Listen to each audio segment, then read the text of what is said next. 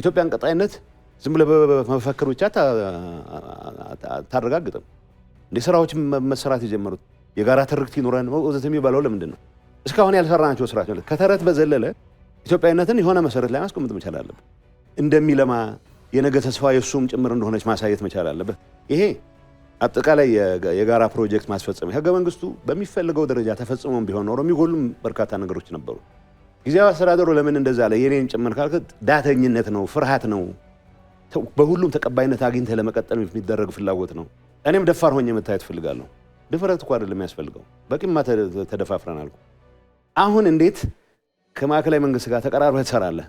እንዴት ከጎረቤቶች ጋር ተቀራርበህ የትግራይን ጥቅም ታስከብራለህ የሚለው ላይ መትጋት ያለበት። እንዴት ተፈናቃዮችን መልሳለሁ ብለህ ሁሉም የምትችለውን አቅም ተጠቅመህ ነው መንቀሳቀስ ያለበት። አኩራፊነት የሆነ ሰዓት ጠብቀህ ድንገት የተዳከመ ኃይል ሊኖር ይችላል የሆነ ነገር አደርጋለሁ የሚል ጦርነት ውስጥ መግባት የለብንም ነው እያልኩ ያለሁት።